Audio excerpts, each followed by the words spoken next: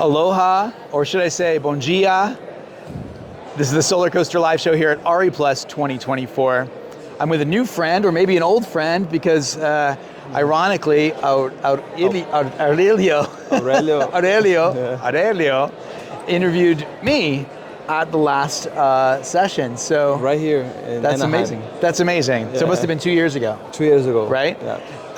And so we're here. It's kind of a unique opportunity for us to speak because you're from Brazil. Yes.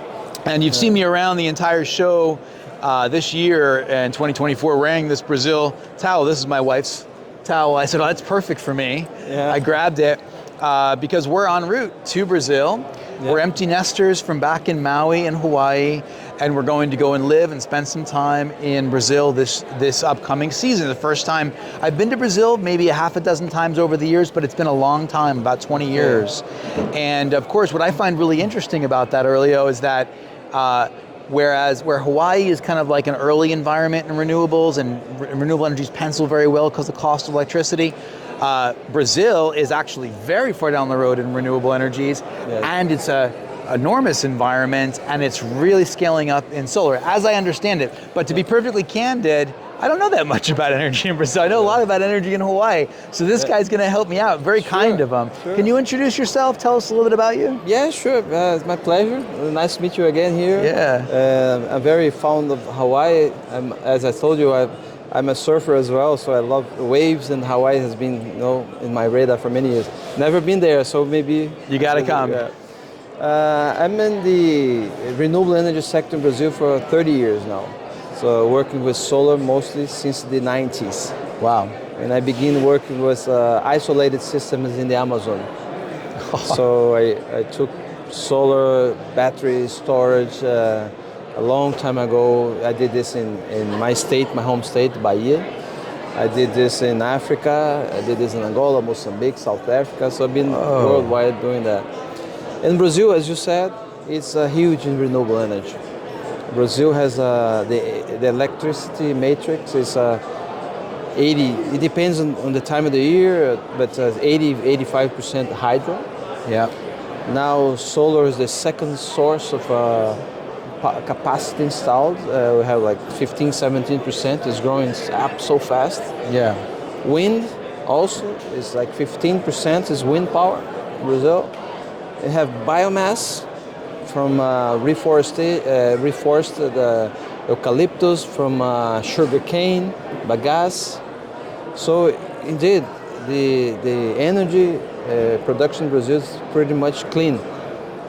And when you look at the overall energy matrix, it's almost half Brazil is clean power for transportation as well. So we have a lot of ethanol from sugar, and biodiesel from palm trees and other oil seeds. So it's a very interesting country in terms of energy. And ethanol was very early with ethanol, right? Yes, in the 70s. Right. When there was the first oil crisis worldwide. Yeah. Not the first, but a oil crisis. And ethanol can come from corn often, right? In Brazil, not common. Not corn? No. No? Brazil is mostly sugarcane. Sugarcane. Yeah. Okay. So we do sugar and ethanol. I see. From cane. And much like Maui, of course, we had sugarcane. That was a dominant market for many years. Even when we were living there over the course of the last 15 years, they still had HCNS, Hawaii Sugar Company, basically, and they would still harvest the sugarcane by lighting the fields on fire. Yes. And we would see that in the valley every season. I think they have 3 growing seasons, so we would see it go up, and it was unbelievable in Maui to us while we were raising our kids to see these huge plumes of smoke, right? That was back in the day. It's changed actually more recently over the last 5 or 6 years. Yeah, they changed. Actually, there's environmental protocols to avoid that anymore. To do that anymore. As you know, sugarcane has a net zero crop because while it's growing, it's absorbing carbon. Yep. And when you burn in the field ethanol later, it levels up, so it's zero emissions, a net zero emissions. So ethanol is a perfect plant fuel for Brazil fleet. The Brazil cars, half of it, millions of cars. Is it 100% ethanol or a percentage, 50% or 20%? From 0 to 100, you can choose. All blends are You available. can choose. You can mix in your own tank. You Yeah. can put gasoline. Gasoline comes with 25% ethanol already in Brazil, Standard. standard. I see. So it's already. So this is really exciting for me because Brazil's been a part of my life because my wife is Brazilian, my daughter holds Brazilian citizenship. They both speak. Obviously, my wife speaks Portuguese. Portuguese, My yeah. daughter also speaks Portuguese. So sometimes in the house they're speaking Portuguese, and I'm kind of a bit left out. I've developed an ear from 21 years of hearing Portuguese in the Yes, house, yeah. Brazilian Portuguese. So I'm looking forward to going Going into and learning the language more, and then it's also so exciting for me to think about this country that's so large geographically. Yes. It's a huge population, a diverse population, Yes. and I'm really excited to learn to think of it from the perspective of both culture and geography, and then of course energy, and then where does it sit on the world stage in terms of renewable energy, and it turns out to be a really unique place. Yes, it's a unique place. Brazil territory is the size of U.S. continental, Right. the same size. So if you take Alaska territory out, Brazil is even bigger than U.S. Huge. It's huge. Huge. And the people is very friendly. You see, it's very diverse. You see that as well. Yeah. And there's of course there's a strong Portuguese culture. The Portuguese is a strong, the language Portuguese, so there's a strong Portuguese culture there from European, but African as well. So my state, I'm from Bahia state. Yep. In the north. Yeah. In the northeast. Yeah. Northeast, Coastal. coastal, Yeah. warm, and outside of Africa is the highest concentration of Afro-descendant in the world. Yeah. So that means the music, the food, the clothing, the culture is very mixed. And Amazing. makes it unique as well. Amazing. So when we think about Brazil, we have this huge diversity from a latitude perspective, right? Yes. Now Bahia, is that upwards of Belém and the Amazon? Is it that far north? No, Bahia is in northeast on the coast. Yeah. East coast is latitude is 13, Right. 12. So really up there in the Sun Belt. Sun belt, very warm year round. And then of course Brazil, from the other side, the opposite side is kind of towards, is it Porto Alegre or Porto Alegre is all the way in the south. bordering Argentina? Argentina, yes? Uruguay. Uruguay, Yes, yes, that yes. tri-border area. Yes. And so that's a very different latitude, right? Totally different latitude. It's like 30 degrees south. Right. São Paulo, where you go, it's 23 degrees. Okay, similar to Hawaii Yeah. in terms of the distance to the equator on the other side of the planet. The tropics of Capricorn. Right. It's cross right in São Paulo. Right, So right. you'll see that. So what is that? So we talk about energy from the perspective of a lot of the times energy is a very geographically specific Yeah. thing, and then renewable energy is very geographically specific, right? Yeah. So, but within that, you just said we have, Brazil has a huge hydro baseload, right? Yeah. And then a big biomass or Yes. an ethanol component to it. So, and you said that solar is ramping up and growing very aggressively. What is the energy mix overall for solar in just the big picture? Solar represents today the second large source of power capacity, and it's divided by like 2/3 is for distributed generation, small side below 3 megawatt side, and 1/3 is the centralized power generation. So like utility and then scale. C&I and residential. The residential is on the other side. Other side, yeah. Yes, the utility is like 100, 200, 300, 500, 800 megawatts. Right, big stuff. Big stuff. And as you said, the solar belt is in the northeast of Brazil, closer to the equator. Yeah. Right, in the northeast. Just like the wind, also.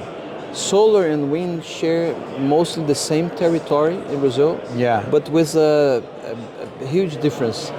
One, and it's very complementary. Another blessing, I would say, for the country, because you have sun during the day, but most of the wind is during the night.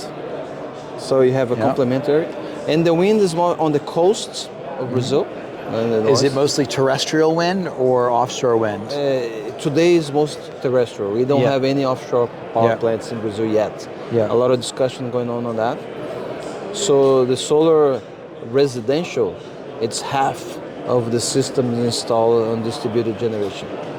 Oh, okay. So, So 50% of that DER segment is residential, and Exactly. 50% is like CNI or Exactly. commercial CNI industrial. and then rural. Rural. Yeah, Brazil is a rural powerhouse. Agribusiness. Yes, it's Huge. like so is when we think about the solar, let's say those two major types of solar, Yeah. is there a nationwide feed-in tariff program like a net metering, or what type? How is that evolved, and where is it now? Yeah, the electric sector is regulated by the federal law. It's different, a little bit different here from U.S., where the states have some bigger saying than in Brazil. Yeah. When you go to electricity power generation, is at the federal level, the legislation level, and we in Brazil for DERs, we have what we call the it's like a credit based scheme. Yeah. Right. You don't have a feed-in tariff. We don't get paid for the electricity we inject. That's a distinction. But we get the credit for that electricity. Is it a 1-to-1, like 1 kilowatt hour, 1 kilowatt hour, or is it a fraction? It began like this, 1-to-1, but now it always changes. it always right? changed. Now the utilities, No, half. No, a quarter. Yeah, exactly, the same way. We have the same experience. Yeah, so it began 1-to-1, and then they say, hey, you guys make a lot of money, we're losing money, let's see. And then there is a scheme that will reduce over time. Yeah, okay. There is a law for that now. And in a sense, I think I can understand that. I wouldn't say that I empathize with the utilities, but I understand that because, NEM is this catalyzing kind of program to encourage solar when it's young and expensive, and right. and so we need to produce a great program, and over time that shifts by nature. Yeah. So if it is shifting, then also we know that there are weather changes, and at least I don't know about Brazil, but in other parts of the world we have a lot of grid outages because of the changes in weather patterns. So battery storage starts to look more and more attractive. Yeah. And I wonder if you're starting to see battery attachment rates increase, where that is. And of course it's expensive too. So how does that look in Brazil? We are just scratching the surface in that area. Yeah. You're totally right. For we call intermittent source of energy, right? It's like solar. Battery is a key to continue growth and deployment and decarbonization of the global metrics. Right. So Brazil has not yet defined a regulation for battery. I remember that. I remember that moment. It was still pending. And in the absence of a regulation, people is doing whatever they want to do. So it's not regulated at all. Yeah. And so so it could be backfeeding, for example, if it's not installed correctly, or who knows, right? What's growing is the grid zero. That makes sense. Like mitigating what you buy from the grid? And not injecting anything back. Since my kilowatt hour is not worth 1-to-1, why should I send back instead of saving in my own battery and using later? That's exactly what I have in my own home, exactly. Right? So, I remember saying that. Yeah. Right, and that was actually a choice. We have some fractional programming in Maui that I could adopt, but I felt it would be very interesting if I could try to just manage my own resources and minimize how much we buy from the grid. So once you get to a certain point and you say, the grid is now truly backup. Yes. And then at that point you can say, do I want to keep it or not? But, right? It's right. very interesting perspective. Very interesting. And to that end, I want to tell you about some really interesting things. We just put a secondary battery on the house I talked to you about. Yeah. And when we were putting the secondary battery on, my installer, who's a good friend in Maui County, his name is Zach Carroll, Paradise Power. Thank you, Zach. Gave me a great price. Appreciate that. And he drove in with a Ford Lightning, the electric truck. He had Yeah. just leased the electric truck. And I was talking with the Solar Edge guys. I brought this up in an earlier interview. Apparently, they can connect the truck directly into the battery user interface, and it sees itself as a generator Oh, without having a Interesting. bidirectional charger in place. It's a regular Interesting. charger. It's all in AC, of course, right? It's not DC yet. It will be DC in the future. But the amazing thing was, I talked to him and I said, hey, we can plug that in right now. And he was like, whoa, it's interesting. that's unreal. That's So that's the stage technology is at. Yeah. What do you think is going to happen? What do you see forward happening in that residential and CNI space, the sub 3 megawatt size? What are your thoughts about what's coming in Brazil? Yeah, as I said, Brazil's a bit behind you guys in terms of regulation and technology and opportunities. But I see that because we are today the fourth and third market in solar, Yeah. and it will continue to grow. Yeah. So I see a lot of opportunity for battery as a service Yeah. coming in, especially for CNI. Yeah. I myself, I'm a partner of one of these companies. Yeah. We are providing already solution. We make the investment and we operate the battery for the client I see. without him investing anything. I So see. I give him a discount. So You're in a sense a utility, kind of, right? on the utility, but I provide some of the service that's behind the meter. Yeah. I cannot do anything in front of the course, meter because yeah. of the regulation. Yeah. So if he needs backup, I can provide it. If he needs energy quality, I can. Critical load, I can. Yeah. And hours of energy in the peak hours, for instance, peak Right. shave. Peak shaving. So oh, these yeah. are areas that's growing a lot. Yeah. And this is the tendency right now in the lack of broader regulation. Wow. Now, speaking of regulation, so I know we have Brazil has a new, has Lula is right back in office. Did Yeah, I say back that in correctly? office, yeah. So how does that change the forecast of what's happening for renewables? I mean, in some ways we have a very similar type of political system in the United States where we have very different types of leaders.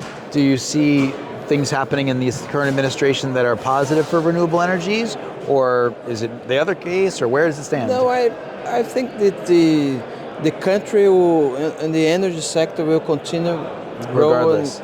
This path will change whether if it's Lula or the other party. Yeah. On the environmental side, we see Lula more favor to the environment Yeah. than the other party. But in terms of energy, it's a resource so needed. So Yeah. it's Cross-party lines. exactly. Yeah. You need it. Right? Regardless, yeah. So I see there is a transition committee in Brazil now for energy transition. But when we talk about energy transitions, it's funny because 85%, 95% of electricity is already clean. Yeah. So we have a little bit coal, very little, a little bit nuclear, very little, 2 gigawatts, sorry. 2 gigawatts of nuclear. That's it. Yeah. And so it's already clean. But when we talk about energy transition, that should be just and inclusive. And because Brazil has a very high, I would say, difference between high and low income people. We Class separation. Very yeah, we need distinct. to reduce this. Well, that's, of course, the thing that one of the things that attracted me to renewable energies is the opportunity to democratize. You democratize energy. When you do that, then it starts to create less severe class distinctions, right? It really can help the middle class, the lower economic income, levels yeah. as well. And so that's an interesting opportunity, right? Because you can, that's money out of pocket that can be saved. When I was in Maui and we were just beginning to sell solar back in 2010, one of our biggest pitches was we would take the overall life system of like the 30 years of the solar system. We would say the current cost of electricity is 38 cents a kilowatt hour. Yeah. It's going to rise at about 5.8% inflationary cost of electricity or whatever it was. And if you look at that number, you're looking at hundreds of thousands of dollars in savings that can be put to your kids' education or to buy a house or to whatever. So same thing. Same thing, Brazil. Same thing. We make the projection of energy cost, and it has been increasing ever. What does it cost now? What's the cost? Does it vary per region, or is it? It varies for utility. Yeah. And it's related to region for sure, because of the transmissions lines. So there's the cost of transmission and so on and so Right. on. But you know what? Brazil has one of the cheapest power generation in the world, but one of the highest tariff in the world. No kidding. Yeah. So the cost of electricity today could be around 20 cents of a dollar per kilowatt hour. 20, that's pretty high. It's pretty high. It's pretty high. But it Yeah. costs 1/3 of that to produce. So it would cost like 5, 6 cents of a dollar. Which is kind of hydro costs, right? Yeah, So, exactly. and what is the reason for that multiple? Taxes, government fees, and Oh, no. all over that goes on top of that. Oh no. So it's 2/3 of the cost of electricity today, the bill. It's everything else but electricity.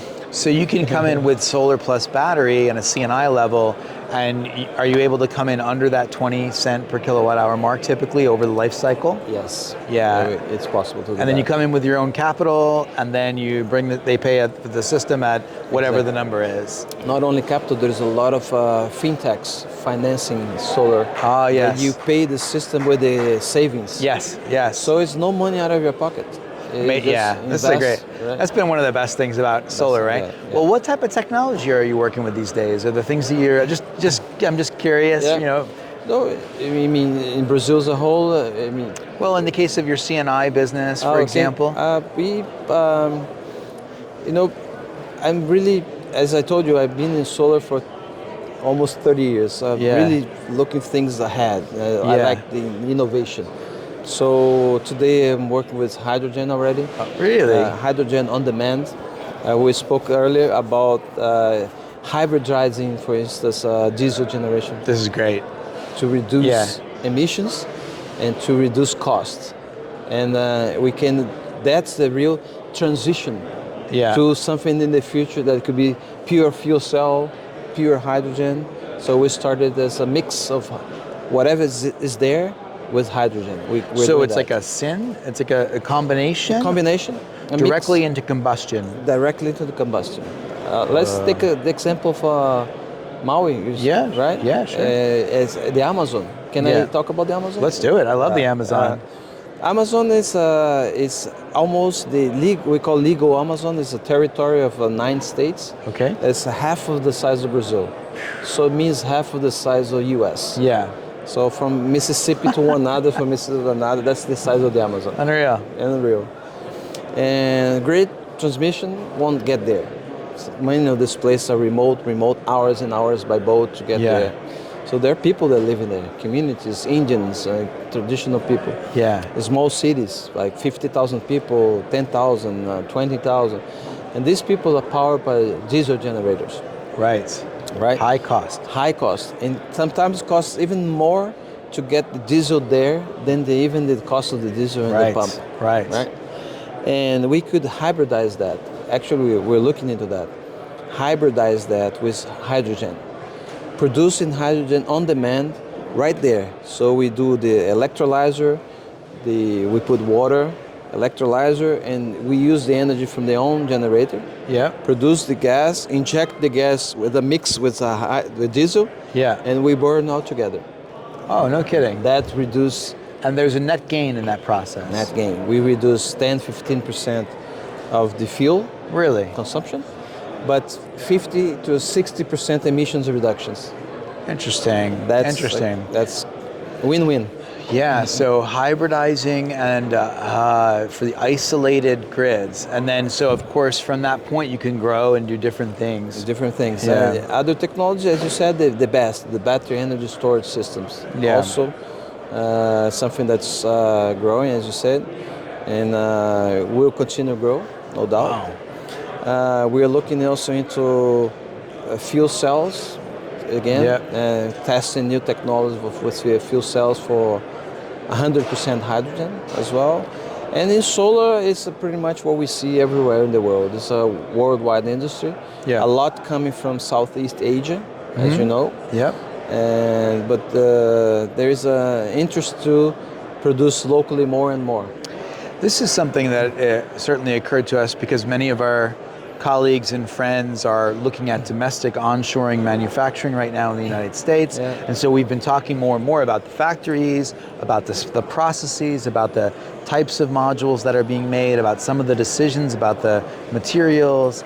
And then you start to get a sense for what it takes to make a module manufacturing facility. And so I wonder with Brazil, Yeah. is it, I know that I read anyway, a little bit of, tried to get my chops up a bit. Yeah.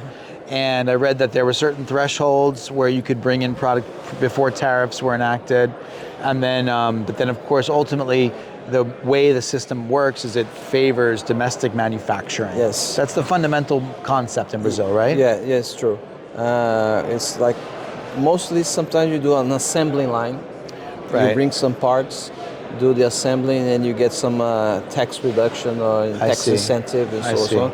Because there's some national content as well. I see. So there are Certain some percentage or something like some that. percent. It depends on the where you're getting grant or the funds and I so on see. so on. But for instance, solar modules, there are some Chinese manufacturers in Brazil. Yeah. They bring the wafer, Yeah. they put all together in Brazil. The Yeah. glass comes from Brazil, and then they get a cost reduction I see. because of that. I see. Right. So there's assembly plants. Assembly plants. Are there, and are we getting to the point where they're starting to look at crucibles and silicon production there now? There's a lot of discussion that. Yeah. Yes, actually, for the history's sake, Brazil in the 80s was one of the countries that produced silicon cells in the world. Yeah, we had an industry in Brazil in the 80s that produced solar modules. Really? Yeah, and very few people know about that. It went bankrupt when the scale in Europe was so big, especially in Germany, that they reduced so much the cost that the factory in São Paulo was not so competitive anymore. But it shows how entrepreneurial is the country. Yeah. But sometimes miss the opportunities because it was too far ahead. Yeah. That was 1980, 81. Yeah. There was 81. no, It's always was timing, right? timing. It was Timing is so important. much of Yeah. everything. Jason always says that. So let me ask you this. Abby Hopper, CEO of CSO, or Energy Industries Association, one of the co-owned the trade show that we're at with SEPA, Smart Electric Power Lines. She was just 2, 3, 4 weeks ago In in Brazil. Sao Paulo. I met her You there. met her. Yes. And she even said on her post, it was so funny because I'm talking with my friends here and saying, hey, we're going to go to Brazil. Yeah. I think there's some great things happening and I'm so excited to learn about it. And then Abby posts up on LinkedIn, this is why Brazil is so important in renewable energies. And she said, why would I be in Brazil 2 weeks before Anaheim? Yeah. Because it's so important. Yeah. And I got the impression that she wanted to bring, and I have to ask her, I don't want to speak for Abby, but that she wanted to bring the concept of the Brazilian solar market up before Anaheim, so people were thinking about it. I had that kind of feel to when she was talking. And I wonder if you're speaking to, I know there's some big American companies that are engaged in Brazil right now. I know Dan Sugar and Nextracker, we're talking with those guys, Yes. and I know Canadian Solar's down there doing some stuff. And, Yes.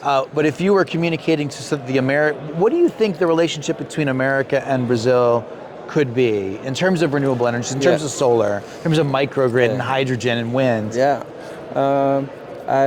Before I go to that, just one thing that I forgot when you asked about the ingot. Yeah. That's something that we can produce in Brazil, as I said, Yeah. we produced in the past. So it could and be. this is something that we discussed with high-level officials in the state government here in the U.S. already. So there is an interest because Brazil is a very big mining country as well. So we have the silicon, we have all the materials that it needs.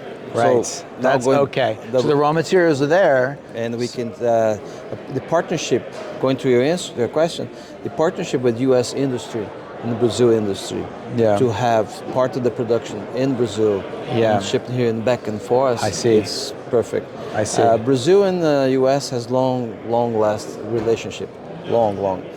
I lived here in the 80s. I was a foreign exchange student in Minnesota. No kidding. In 1986. I was damn cold. Sounds cold.